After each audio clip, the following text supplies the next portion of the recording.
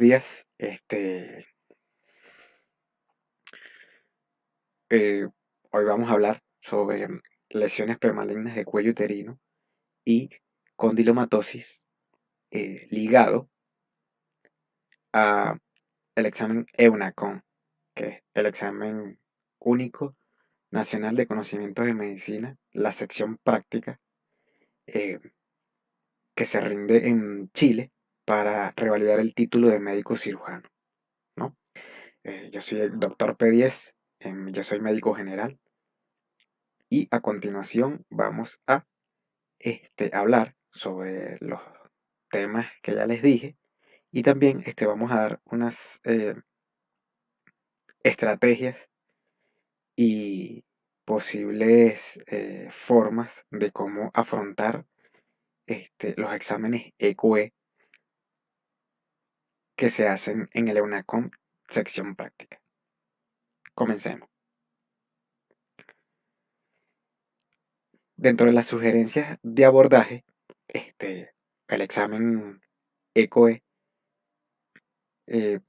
tiene como unos pasos. Hay que establecerse como un protocolo, un orden, es la palabra correcta, para afrontarlo, ya que es una de las modalidades que es a través de un paciente simulado. Nosotros vamos a estar en un ambiente que es como un consultorio y nos va a llegar un paciente actor con alguna, con alguna patología o algún síntoma. Y nosotros tenemos que dar nuestro diagnóstico, indicaciones y dentro de todo hacer el interrogatorio remoto o enfermedad actual y preguntar también los antecedentes, ¿no? Entonces, en ese protocolo, en ese orden, lo primero, lo que primero se hace, como en todas partes, es la presentación, que la presentación consiste básicamente en decir buenos días. Yo soy el doctor Bruce Banner. Este, yo soy el doctor que lo va a atender hoy. Me dice su nombre, su edad y este, su motivo de consulta. A continuación, el paciente le va a decir todo lo que le va a responder todo lo que usted le preguntó y le va a dar el motivo de consulta.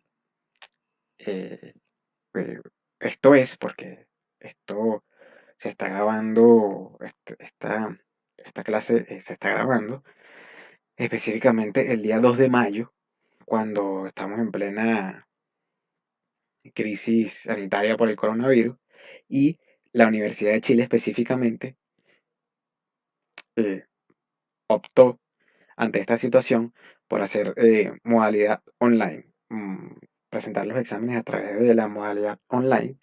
Y esto se cumple tanto para la modalidad online como para la unidad tradicional normal, que es la presencial, ¿sí? Entonces, como les decía, en la segunda parte, el paciente les va a dar su motivo de consulta, que, por ejemplo, que puede ser, ya que estamos hablando de la sección de ginecología, puede ser un dolor pélvico, puede ser un sangrado intermenstrual, metrorragia, puede ser que tiene dolor en la mama, este, y por supuesto, lo que nosotros tenemos que hacer con ese motivo de consulta es lo que se llama agotarlo, que ya vamos a hablar de eso más adelante, ¿no? Tercero, esto es que es agotar el síntoma, es decir, hacer el interrogatorio próximo, ¿sí?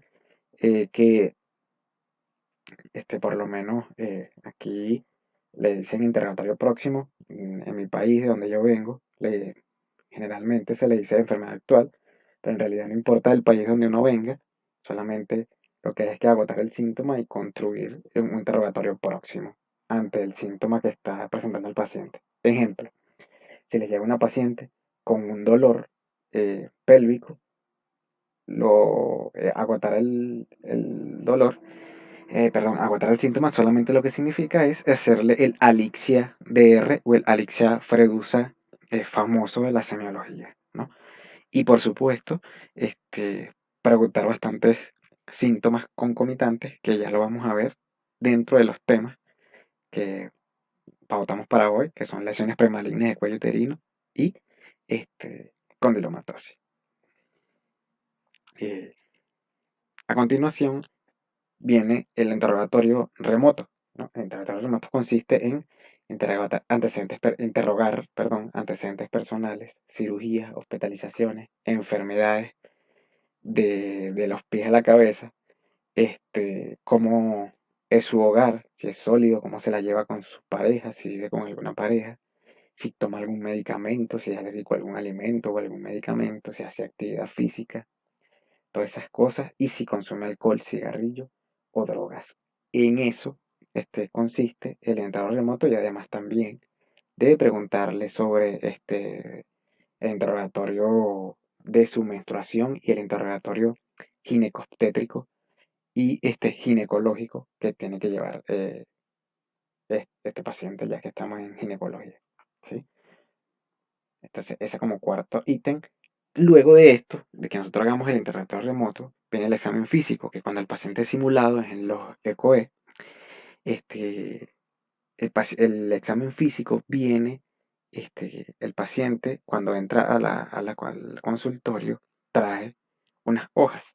En la primera hoja lo que va a venir es el contexto de la situación donde uno está, y la segunda hoja lo más probable es que sea el examen físico. Usted cuando termina el interrogatorio remoto, le pregunta al paciente que le dé el examen físico, y el paciente, como todos los pacientes, le van a entregar el examen físico en una hoja, y el examen físico lo que hay es que leerlo, ¿sí?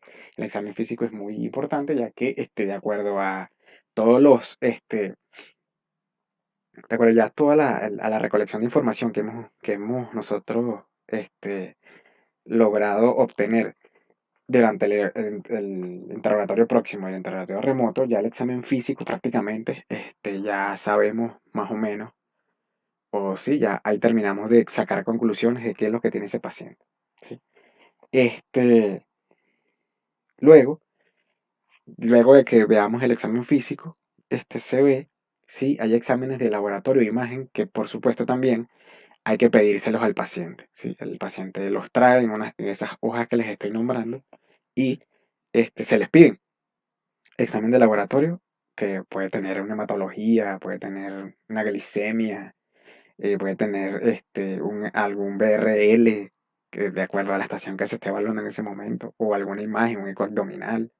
De hecho, cuando yo lo presenté, ginecología y obstetricia, vino una paciente que tenía un eco abdominal, tenía un mioma, y otra paciente que tenía un examen positivo para gonorrea y estaba asintomática. Entonces, por eso es que es importante, si el paciente tiene algún laboratorio de imagen, por supuesto pedirlo, ¿no? Y por supuesto, ya aquí, después que, como les dije, ya cuando lleguemos al examen físico, ya sabemos más o menos qué tiene. Ya cuando vemos los exámenes de laboratorio o las imágenes, ya estamos seguros de qué nos están evaluando, qué tema nos están evaluando. Y por supuesto, este, vendría la parte donde se tiene que dar el diagnóstico. El diagnóstico puede ser desde un diagnóstico sindromático, un diagnóstico de sospecha o un diagnóstico certero. Ejemplo, no tengo ahora un ejemplo para ginecología, pero lo que me pasó en pediatría fue que estaba un paciente con muchos síntomas subjetivos de un coqueluche, y en este ejemplo uno puede decir síndrome coqueluchoide, ¿sí?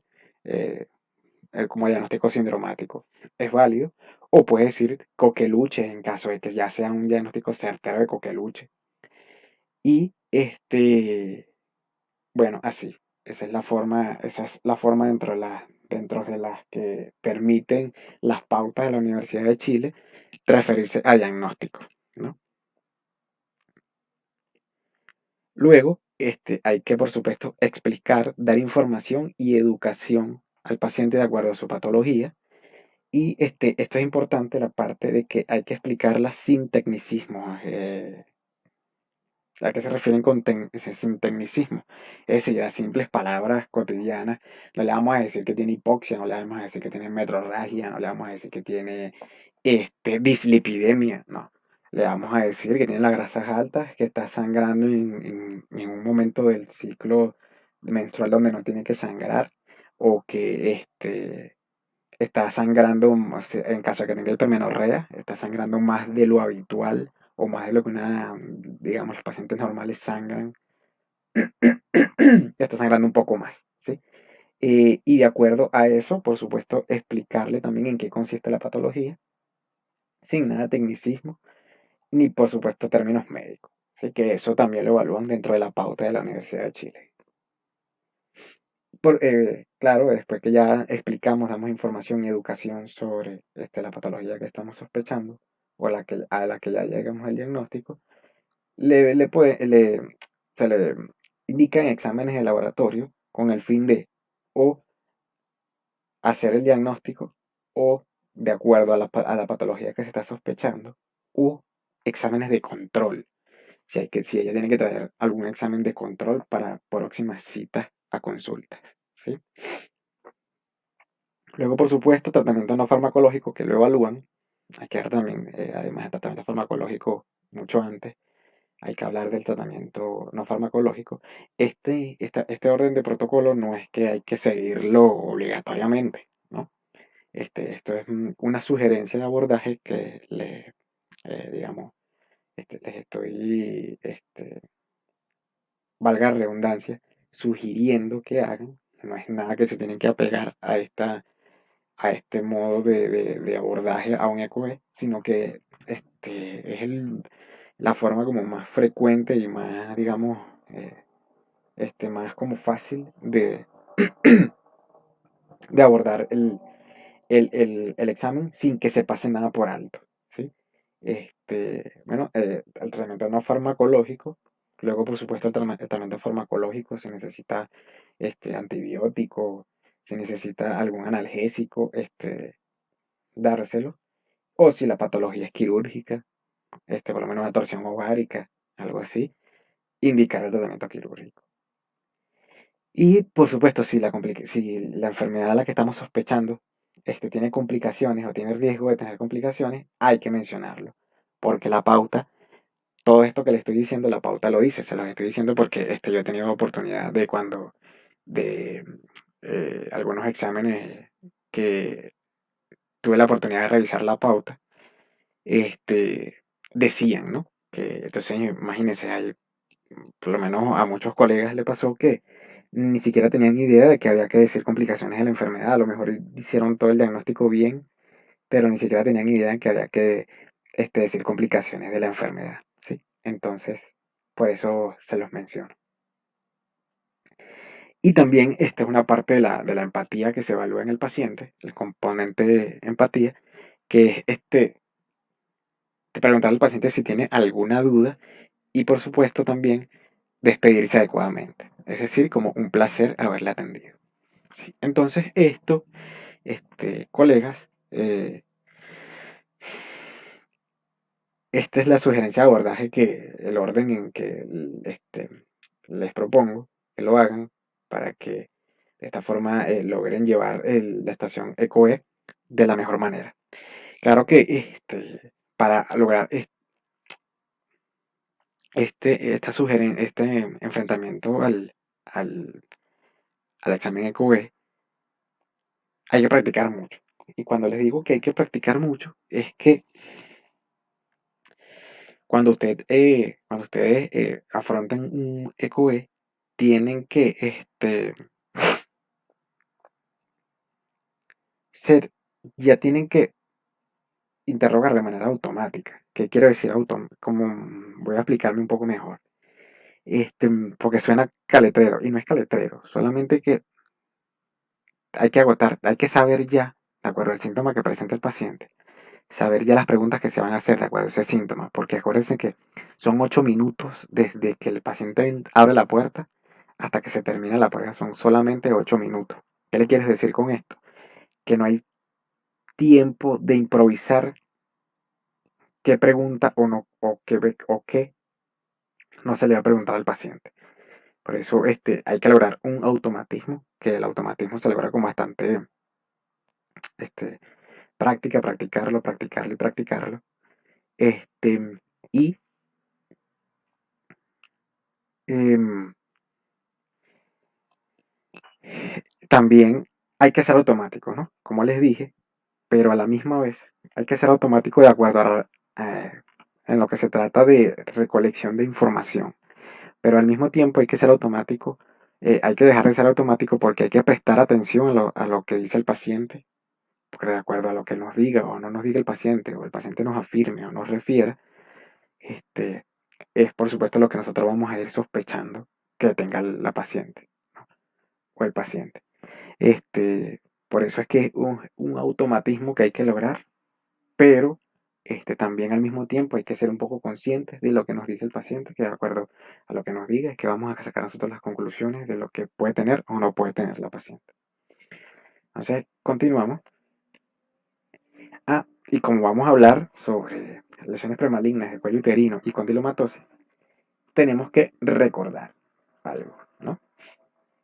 Aquí tenemos un corte histológico de lo que es el cuello uterino, ¿no? Donde tenemos el epitelio del exocervix, que es todo esto que está por aquí, ¿sí? Que por supuesto sabemos que el epitelio del exocervix es plano estratificado. Tenemos el epitelio del endocervix, ¿sí? Que es cilíndrico simple con células glandulares, ¿sí? Con glándulas. Y estas glándulas, por supuesto, que también es un epitelio glandular, porque se deriva de la invaginación del epitelio de superficie del endocervix, es decir, se deriva de la invaginación de este epitelio que hace hacia la mucosa, y ahí se origina una glándula endocervical. Y la glándula endocervical también tiene un epitelio cilíndrico simple, ¿sí? Y, por supuesto, la zona de transición, que es esta que nos señalan como SCE, es la zona de transición en la que se pasa el cuello uterino de un epitelio plano estratificado a un epitelio cilíndrico simple, que por supuesto es el sitio que es sensible a cambios de morfología celular, porque es un sitio donde hay, valga la redundancia, cambio de células, de un epitelio plano estratificado a un epitelio cilíndrico simple. Entonces, como esto sucede así, esta área del cuello uterino es muy sensible a cambios celulares y que imaginemos que se presente en esta zona una infección por virus de papiloma humano. Entonces va a ser, por eso es que esta zona es tan sensible, por eso es que el BPH, su sitio predilecto para causar la infección es la zona de transición por lo ya sensible que es la zona de transición a cambios celulares. Entonces, estos cambios celulares son agravados por el virus del papiloma humano y de aquí a que vean cambios en la morfología celular tanto del epitelio endocervical como del epitelio plano estratificado. Por eso es que pueden haber atipias tanto de glándulas endocervicales como puede haber atipias de células planas de un epitelio plano estratificado del cuello uterino. ¿Sí? Entonces, como esto, también recordamos que hay tres tipos de estudios básicos cuando se habla de lesiones premalignas de cuello uterino y de condilomatosis, que es por supuesto un PAP, una colposcopia y una biopsia, ¿no? Esta imagen que acaba de salir aquí de primero, por supuesto, esta es una imagen de un PAP, un Papa Nicolau, que es la famosa citología, ¿no? Que es un estudio, como su nombre lo dice, es un estudio citológico. Ahí lo que se va a ver es la forma celular, ¿sí? En el PAP. La colposcopia, que digamos es como un PAP, pero digamos, con una lupa grande, o sea, no es nada microscópico todavía, sino que la colposcopia es como un PAP, no, perdón, como una inspección, como una especuloscopía que le estamos haciendo a las paredes vaginales, pero con una lupa grande, ¿sí? No es nada microscópico, pero es el examen que le sigue al PAP cuando hay una alteración o una lesión de cuello uterino. ¿sí? Una lesión premaligna de cuello uterino. Entonces tenemos el PAP, que lo que nos va a dar es, lo que lo vamos a poder lograr ver son cambios morfológicos celulares en la colposcopia, que a través de esa lupa o a través de un colposcopio vamos a ver lesiones que pueden ser acetoblanca, punteado rojo, mosaico o vasos sanguíneos atípicos, que de acuerdo a, digamos, de acuerdo a cuando vaya, si la lesión que reporta es de acuerdo a cuando vaya a lo que va bajando, es decir, mientras más abajo marcan estas lesiones, este, más propenso o más avanzado está hacia que sea maligno, ¿sí? Pero, por ejemplo, la lesión más famosa o más, digamos, más frecuente que se encuentra es la lesión acetoblanca, ¿no? Y por supuesto, como ya dijimos, el orden de estudio es un PAP, luego se hace una colposcopia y luego una biopsia, ¿sí? Que una biopsia es lo que nos va a mostrar la famosa NIE1, NIE2, NIE3 o carcinoma in situ o carcinoma invasor, ¿sí? Entonces, ¿por qué les explico esto? Porque no explicar, sino recordar. Porque aquí yo no quiero este, enseñarle a nadie aquí que no dudo de la capacidad de ninguno de los que están viendo este video, sino que, bueno, sí, a veces sí necesitamos recordar cosas, ¿no? Entonces, a veces los PAP son este, estudios que nos muestran el resultado de PAP y dicen que son sugerentes de un NIE2. Entonces pues, tiende a llegar a confundir que es que los NIE2, los NIE2 o NIE3 se ven en el PAP. Y no es así. Los NIE1, 2 o 3 se ven en la biopsia. ¿Sí? Que de acuerdo a que así es un NIE1, que un NIE1 representa una lesión de bajo grado, que es que el número el nivel de displasia que hay en el epitelio, este, está en el tercio basal del espesor de ese epitelio, en el tercio basal del espesor del epitelio, y el NIE1 representaría una lesión de bajo grado, ¿no? Recordando que displasia es ya un cambio morfológico de la célula normal del epitelio que ya no se parece a la forma original del epitelio a la cual pertenece, ¿sí? Ya se están viendo cambios celulares y cuando esos cambios celulares se ven en el tercio basal, sería NIE1 o una lesión de bajo grado, NIE2 y NIE3 que ya pertenecen a lesiones de alto grado, NIE2 cuando está en el tercio medio del grosor del epitelio, NIE3 cuando ya abarcó casi totalmente todo el espesor del epitelio, y un carcinoma in situ, que es cuando ya abarca todo el epitelio. Lo que pasa es que aquí lo toman como que si ya NIE3 es un carcinoma in situ. Pero bueno, eso bueno, depende también de la literatura. Hay literaturas que sugieren, indican que NIE3 es que todavía no ha llegado completo al epitelio y carcinoma in situ ya llegó todo. Entonces aquí lo vamos a tomar como que NIE3 es parcialmente, o sea, vean que aquí todavía como que falta una célula por tomarse de ese espesor del epitelio y sería un IE3 y si estuviese todo el espesor del epitelio tomado sería un carcinoma in situ. Y por supuesto un carcinoma invasor que es cuando ya invade o traspasa la membrana basal. Se vuelve un carcinoma invasor. Entonces ya habiendo recordado esto, podemos pasar tranquilamente a los casos clínicos. ¿Sí? Y ya va. Esto es necesario recordarlo porque también recordando todo esto nos da como una mejor ubicación de acuerdo a lo que nos está presentando el paciente y de acuerdo a esa mejor ubicación podemos tomar una conducta adecuada, ¿no? Entonces, ya comenzando a hablar del PAP, un principio básico de los PAP es que a todo PAP alterado se le hace colposcopia y biopsia. Así es. Otra cosa que les iba a mencionar, que es todos estos criterios que voy a utilizar de aquí en adelante en los casos clínicos son criterios basados en la en la síntesis de la Universidad de Chile, ¿sí? Por supuesto que todos estos casos clínicos son muy teóricos, por supuesto que este, la experiencia y sobre todo de nuestros especialistas es que es inmensa y por supuesto no todo claro que sí, pero no todo obedece a lo que en realidad pasa en la vida real, ¿no? Pero recordando que estos son casos muy teóricos y que todos los criterios que voy a utilizar en todos los casos clínicos son criterios de la síntesis de la Universidad de Chile, ¿sí?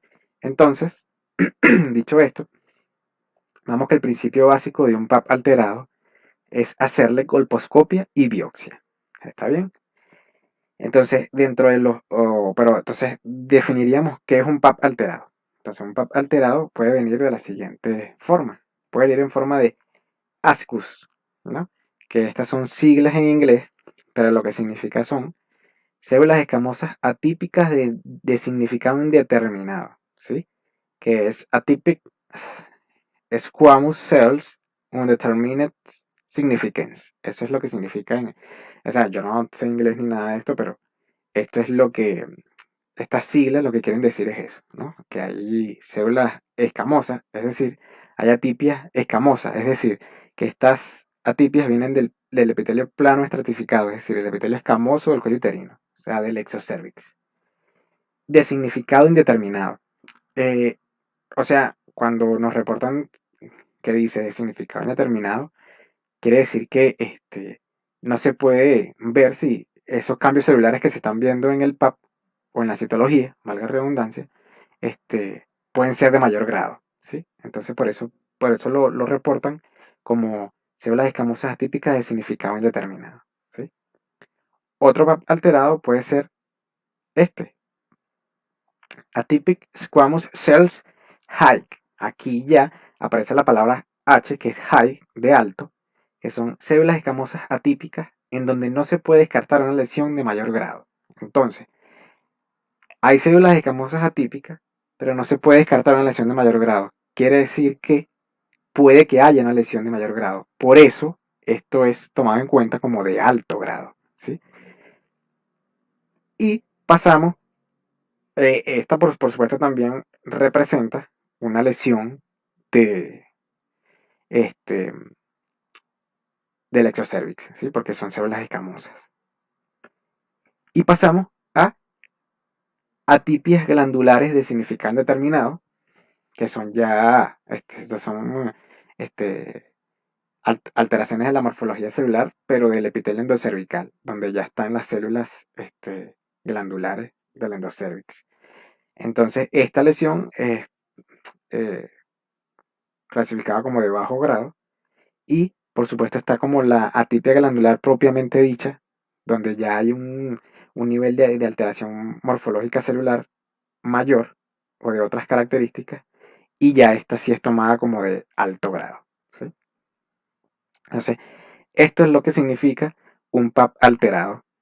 Y ante el hallazgo de todas estas lesiones, hay que hacer colposcopia y biopsia. Esa es la conducta básica o el principio básico, ¿no? Pero ahora sí, podemos comenzar con el caso clínico número uno, ¿no? Que como les dije, hay que obedecer el protocolo del orden, que es que, bueno, consulta una paciente, que es ella, y por supuesto nosotros le decimos buenos días, yo soy el doctor Bruce Banner y hoy la voy a atender. Dígame su nombre, edad y profesión y dígame su motivo de consulta. Entonces, la paciente, ella, nos consulta, por supuesto, tiene 34 años y acude porque quiere que le revisen un PAP. Entonces, una de las cosas que voy a decirles aquí es que generalmente es la excepción, ¿no? Cuando un paciente o alguna paciente viene asintomática, pero viene porque quiere que le revisen un examen, es mejor pedir el examen de una vez, ese laboratorio o ese examen de una vez, y de acuerdo al hallazgo que tenga ese examen, nosotros adecuar nuestro interrogatorio remoto, perdón, nuestro interrogatorio próximo. En cambio, que si el paciente viene normal, sintomático, y su motivo de consulta lo que es un dolor o tiene un síntoma como tal, para agotar, es mejor comenzar agotándolo y luego pedir el examen. ¿Sí? Entonces, en estos casos, que va a ser la mayoría, la paciente nos va a acudir por la revisión de un PAP. ¿Sí? Okay. Entonces resulta que ese PAP que trae la paciente reporta un ASCUS, que son células escamosas atípicas de significado indeterminado. Es decir, esto es lo que les explicaba, sugerentes de NIE1. Es decir, que entonces, como ya nosotros aclaramos, o no aclaramos, ya nosotros recordamos que el NIE1 se ve que uno no puede hablar de NIE1 si no tiene una biopsia en mano, porque se supone que es un hallazgo de biopsia y no de citología. Entonces, nosotros podemos concluir aquí que los hallazgos de ASCUS, según la evidencia, son sugerentes la mayoría del tiempo o la mayoría de las veces a una lesión de bajo grado, es decir, una neoplasia intraepitelial 1, es decir, de bajo grado. Entonces, vamos al interrogatorio próximo. Como estamos hablando de que el PAP es un examen que se hace para el screening de cáncer de cuello uterino, por supuesto que lo más lógico sería hacer un interrogatorio próximo a todas las preguntas que hagan en nosotros saber qué son factores de riesgo o síntomas o antecedentes que tengan que ver o relacionados a que una paciente pueda tener cáncer de cuello uterino, ¿no? Entonces, lo que le vamos a preguntar es, ¿se ha hecho PAP antes o es el primero? Los otros que en caso de que diga que sí se ha hecho antes, los otros han salido normales. ¿Cuándo fue el último PAP que se hizo? ¿Ha tenido dolor pélvico? ¿Dolor cuando tiene relaciones sexuales o sangrado? Es decir, una sinusorragia o dispareunia, que este síntoma es muy frecuente cuando hay cáncer de cuello uterino. ¿Sí? Ha tenido sangrado entre ciclos, es decir, metrorragia. ¿Cuántas parejas sexuales ha tenido? Mayor a 6 en toda la vida se considera como una conducta sexual riesgosa. ¿Y por qué? Le estoy preguntando esto. Esto con el fin de, por supuesto, ver si hay una enfermedad de transmisión sexual, pero la enfermedad de transmisión sexual que está más asociada al desarrollo de cáncer de cuello uterino es, por supuesto, la infección por virus de papiloma humano. Entonces, ¿cuántas parejas sexuales ha tenido en los últimos 6 meses? 2 o más es una conducta sexual riesgosa, ¿no? ¿Tiene pareja sexual estable? ¿Utiliza preservativo? ¿A qué edad inició las relaciones sexuales? Menor a 16 años, si la paciente inició relaciones sexuales antes de los 16 años, se considera como una conducta sexual riesgosa, ¿sí? Otra pregunta es, ¿ha tenido previamente o en otros tiempos infecciones de transmisión sexual, como virus de papiloma humano, gonorrea, sífilis? ¿Ha tenido pérdida de peso? Estas son preguntas más directas ya a síntomas de cáncer de cuello uterino. ¿Consume tabaco, alcohol o drogas? Ya que el tabaco está asociado a un factor de riesgo para el desarrollo de cáncer de cuello uterino. Y si, por supuesto, ha tenido secreción o flujo vaginal. ¿Y qué color u olor tiene ese flujo vaginal? Estas preguntas son con el fin de que a veces lo dicen también bastante las pautas, es con el fin de hacer un diagnóstico diferencial, pero no un diagnóstico diferencial a través de decir las posibles causas que también pueden hacer dicho síntoma, no, sino en forma de pregunta. Es como hacer un diagnóstico diferencial en forma de pregunta. Que es decir, se supone que ellos van a captar que si usted está haciendo este tipo de preguntas es porque está haciendo un diagnóstico diferencial con una vaginosis bacteriana, por ejemplo. ¿Sí? Entonces, eso está en la pauta. esas preguntas, como diagnósticos diferenciales, pero a través de preguntas. ¿Sí? Y por supuesto, según nuestro orden del interrogatorio remoto, pasamos al interrogatorio, perdón, del interrogatorio próximo pasamos al interrogatorio remoto. Que en el interrogatorio remoto les tengo una sugerencia, ¿no? Una posible estrategia, se las propongo, que es que lo pregunten de acuerdo a las siguientes siglas: Home, FAT, HH, ¿sí? Donde HO es hogar, donde esta M solamente significa medicamentos, la E de enfermedades, la F es si hace actividad física, esta A es el régimen dietético que tiene o la alimentación que tiene, la T es si trabaja o a qué se dedica, la primera H o la segunda H, no importa en el orden que ustedes la, la logren colocar en su mente, pero esto es lo que es hábitos tóxicos como consumo de alcohol, tabaco o drogas, o si ha estado hospitalizado o le han hecho alguna cirugía antes, ¿sí? Entonces, para que se este, recuerde como más fácil, home, que es casa u hogar en inglés, fat, que es gordo en inglés, y la primera H o la segunda H, como ustedes lo quieran tomar, de high, de alto, fíjense que el gordito es más alto que la casa, y de hungry, que es hambriento, que tiene una hamburguesa. Entonces, de acuerdo a esta mnemotecnia, sería una posible estrategia o una posible abordaje para el interrogatorio remoto.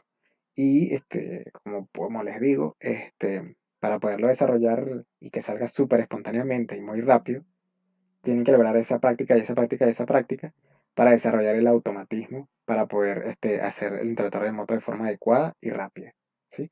Pero sin dejar el automatismo que hay que, como les dije, para llevar la recolección de información, pero sin olvidarse de que también hay que estar consciente al mismo tiempo de lo que responde el paciente.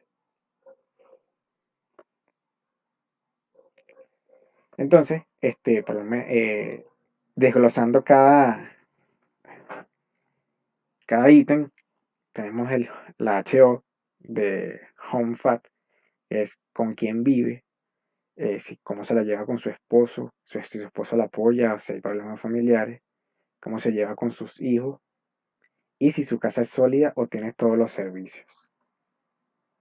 La M, que es de medicamentos, que si toma algún medicamento de forma habitual o si es alérgico a algún medicamento, y como ya estamos hablando que si es alérgico a algún medicamento, aprovechamos y preguntamos si es alérgico también a algún alimento, ¿sí? Y viene una muy importante, que es la parte de enfermedades, que aquí es otra sugerencia, otra posible estrategia, es que siempre hagan este interrogatorio de enfermedades de forma cefalocaudal, es decir, desde la cabeza hasta los pies, en esa dirección, ¿sí? Y por lo menos de esa forma lo hice yo y me ayudó muchísimo, ¿sí?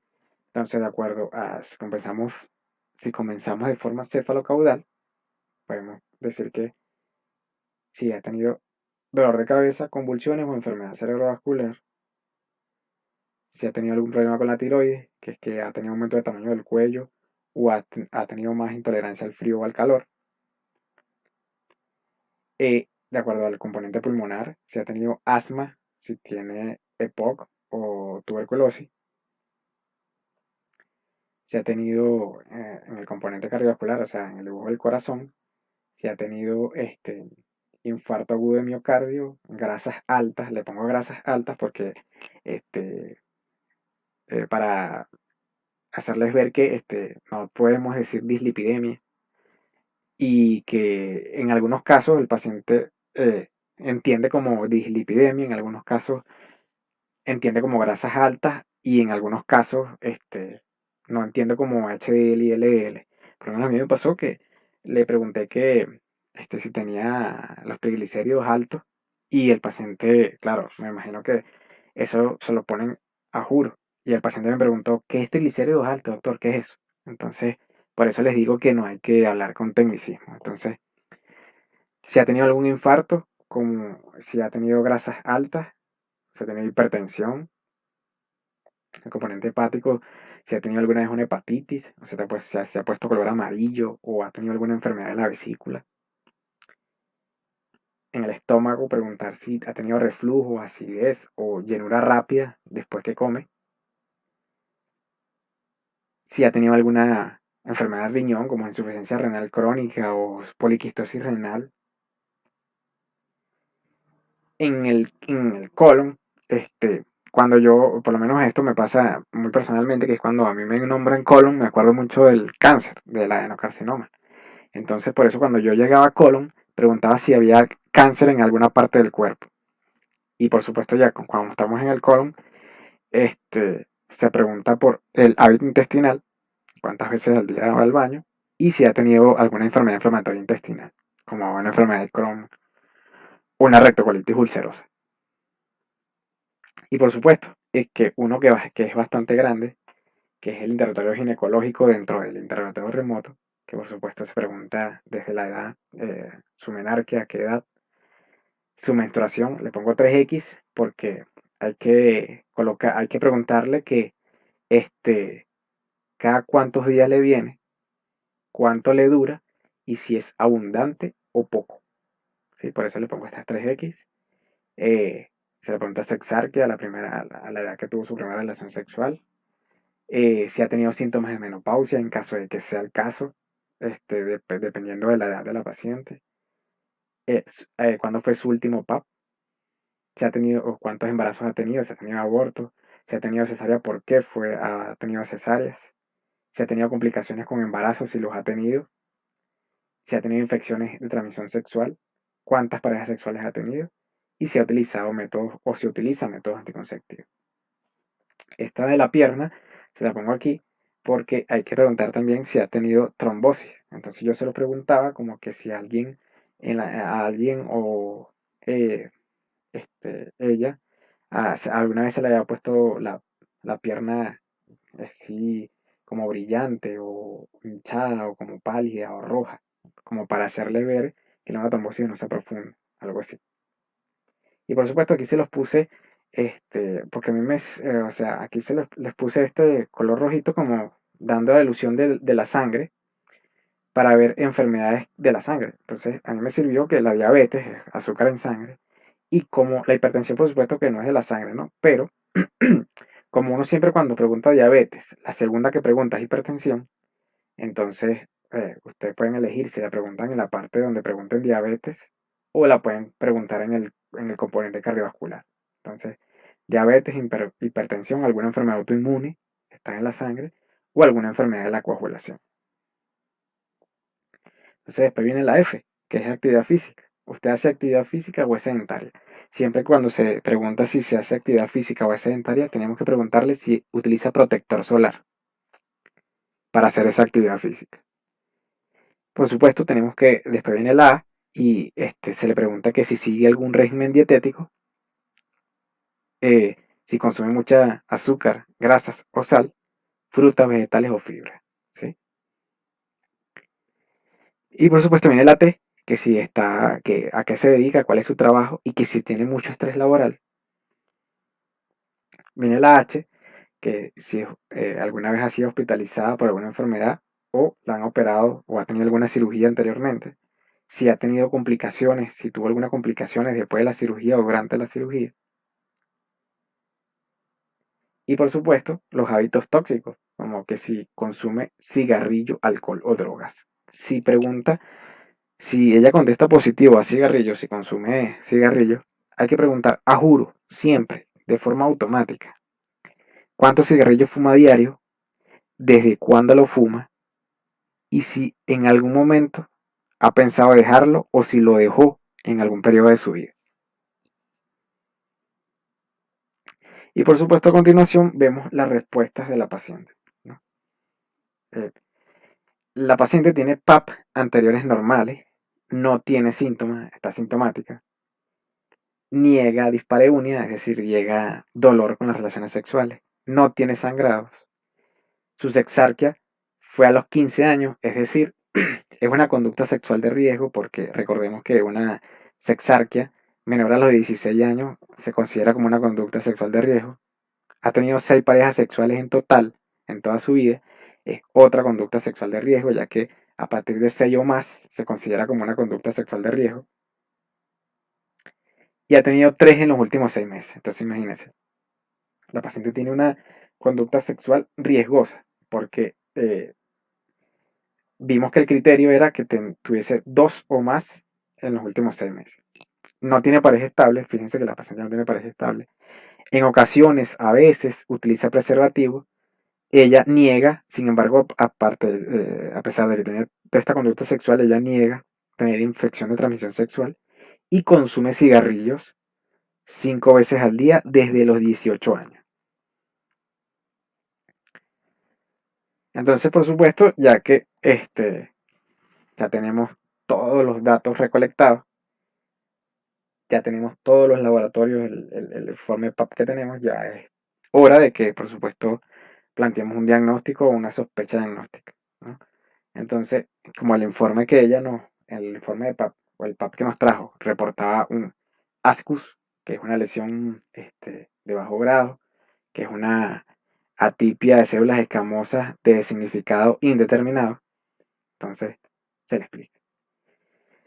Se le explica que, mire señora, usted no tiene cáncer, pero tiene una lesión que está a un paso o está muy cerca de ser cáncer de cuello uterino, es decir, una lesión premaligna.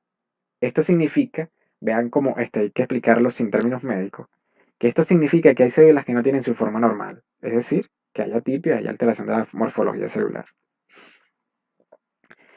El principal causante de esta lesión es el virus de papiloma humano, es decir, el VPH, y es transmitido por contacto directo cuando tienen relaciones sexuales de alto riesgo. Por esto hay que utilizar preservativo. Les digo todo esto porque la pauta es muy explícita cuando dice que hay que explicar por qué la pauta dice claramente explicar asociación de BPH al cáncer de cuello uterino. Entonces se le explica esto, ¿sí?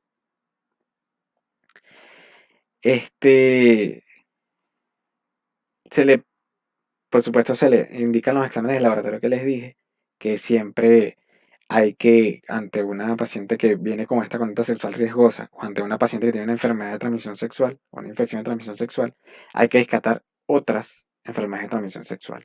Entonces hay que, por supuesto, actualizarle el PAP, hay que pedir exámenes para gonorrea y serología para hepatitis B. Se le explica que usted tiene varios factores de riesgo para desarrollar cáncer de cuello uterino de acuerdo a la conducta sexual que tiene y por el consumo de cigarrillos. Y que el cigarrillo está asociado al desarrollo de cáncer de cuello uterino.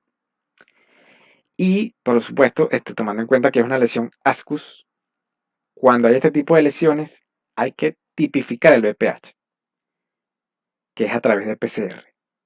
Y, como ya vamos a ver, hay VPH que son de alto riesgo y de bajo riesgo.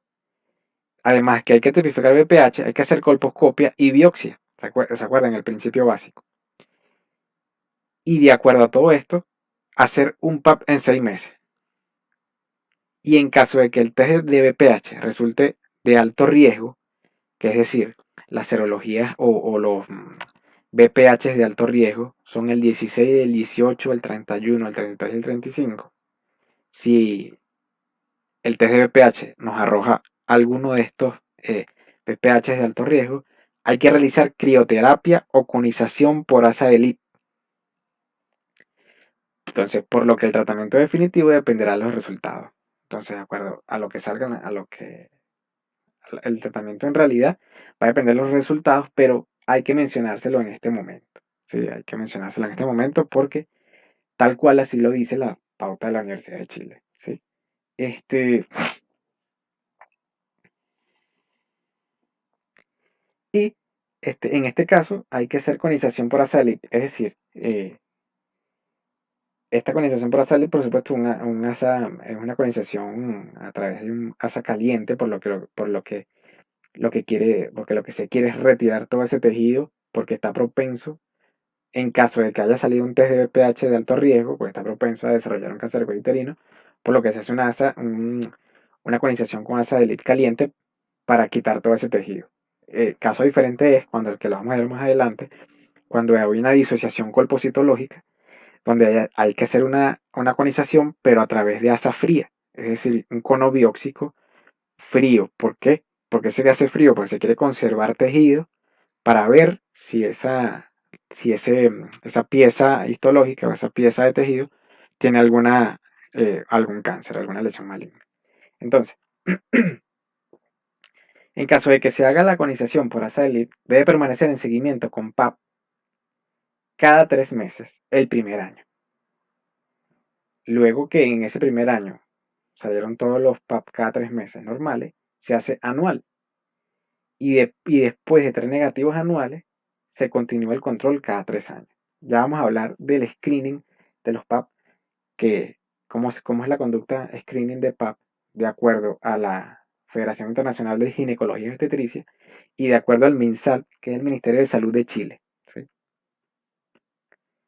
Y por supuesto, después de esto, ¿alguna duda? Un placer haberla atendido.